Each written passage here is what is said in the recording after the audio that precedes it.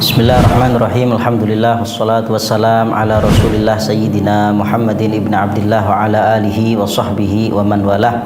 Subhanaka la ilma lana illa ma 'allamtana innaka antal alimul hakim. Rabbi shrah li sadri wa yassir li amri wa hlul 'uqdatan min lisani yafqahu qawli. Amin.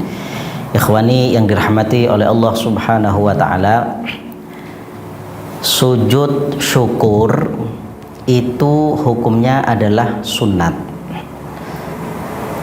Penyebab disunatkan sujud syukur sebagaimana disebutkan di dalam kitab Al-Muqaddimah Al-Hadramiyah itu ada 4. Ya, yang pertama adalah inda hujumi ni'matin, ketika datang sebuah nikmat. Para ulama menyebutkan ini redaksinya menggunakan inda hujum, datangnya nikmat. Maka ketika nikmat yang ada pada kita bukan nikmat yang baru datang, artinya an-ni'mah al-mustamirrah, kita saat ini sehat, nanti tetap sehat, maka ketika nanti malam tidak ada kesunatan sujud mensyukuri kesehatan, karena sehat ini adalah nikmat yang terus menerus. Karena saat ini saya sehat, nanti sehat, besok sehat, besok saya tidak disunatkan untuk sujud syukur karena kesehatan ini, karena bukan hujumi ni'matin. Kemudian para ulama menambahkan nikmat ini juga harus min haitsu la yahtasib. Kalau nikmat itu min haitsu yahtasib, artinya datangnya nikmat ini yang sunat untuk disyukuri adalah nikmat yang datangnya secara tiba-tiba, tidak kita usahakan dengan sebab yang biasanya mendatangkan kenikmatan. Maka kalau diusahakan, kita melakukan asbab datangnya nikmat, yang biasanya nikmat itu pasti terjadi. Ada orang kerja harian, biasanya upah yang dia dapatkan selama kerja 1 hari adalah 150.000 misalnya. Maka ketika dia kerja pagi, sore dia dapat bayaran yang dia terima ini tidak sunat untuk sujud. Dia melakukan sujud syukur karena nikmat ini tidak sunat. Kenapa? Karena nikmat ini bukan nikmat yang min haitsu la yahtasib, karena memang diusahakan.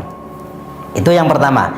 Jadi orang sunat sujud syukur yang pertama inda hujumi ni'matin yang min haitsu la yahtasib. Yang kedua, orang itu disunatkan sujud syukur adalah indan difa'i niqmatin min haitsu la yahtasib juga. Ketika orang ini tertolak dari musibah, tahu-tahu tertolak dari musibah, ada musibah ternyata dia selamat, maka saat itu dia dianjurkan, disunatkan untuk sujud syukur, artinya disunatkan untuk bersyukur kepada Allah. Dan cara diantara cara bersyukur adalah dengan melakukan sujud syukur kepada Allah Subhanahu wa ta'ala. Dan yang ketiga adalah inda ru'yati fasiqin, ketika kita melihat orang yang fasik.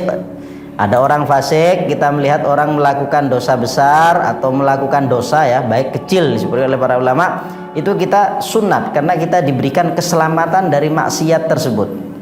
Nah, cara sujudnya apabila orang tersebut mutajahir bifisqih, terang-terangan dengan kefasikan, melakukan hal-hal kefasikan, maksiatan secara terang-terangan, maka kita sunat sujud syukurnya ini dilakukan secara terang-terangan pula. Tapi kalau dia mustatir bifisqihi, jadi ikhfa, dia menyembunyikan kefasikannya, tapi kita tahu dia adalah orang yang melakukan kefasikan, dosa kecil atau dosa besar sama saja dalam masalah ini, maka kita disunatkan untuk bersujud syukur kepada Allah, tapi dengan cara ikhfa, merahasiakan atau menyembunyikan sujud kita. Kemudian yang keempat, sujud syukur itu disunnatkan ketika inda ru'yati mubtalan, ketika kita melihat orang yang terkena musibah atau ujian. Jadi ada orang mendapat ujian, baik ujian dunia atau akhirat atau apa saja, kita yang melihat, kita dianjurkan untuk melakukan sujud syukur. Yang ini disunatkan sujud syukur yang kita lakukan, sunat dilakukan secara sembunyi-sembunyi, artinya tidak ditampakkan kepada orangnya, terkecuali apabila bala yang diterima oleh orang tersebut menyebabkan dia melakukan kemaksiatan. Jadi dia dapat bala, cuman balanya menyebabkan dia melakukan maksiat, maka itu menurut sebagian ulama disunatkan untuk ditampakkan. Orang sujud syukur itu dia harus posisinya sama seperti orang yang sedang sholat, karena sujud syukur itu fi makna sholat. Maka dia harus menutup aurat, menghadap ke kiblat, kemudian dalam keadaan suci, itu harus terpenuhi. Dan caranya yang pertama dia harus berniat, kemudian takbiratul ihram. Takbiratul ihram ini boleh dilakukan berdiri atau duduk, tidak ada fadilah salah satunya, tidak ada. Jadi sama, boleh duduk, boleh berdiri. Lebih utama mana pahalanya? Sama. Dalam Busyrul Karim sama pahalanya antara duduk dengan berdiri, itu sama. Kemudian setelah itu kita melakukan sujud, bangun dari sujud, kemudian salam, itu sudah selesai.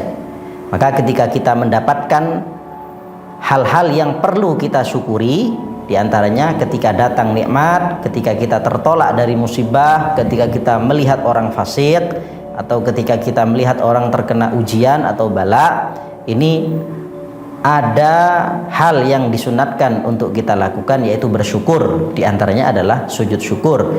Syukur ini boleh kita tampakkan, ekspresikan dengan selain sujud juga bisa. Misalnya dengan sedekah, kita bersyukur, tapi cara kita dengan bersedekah itu tidak apa-apa.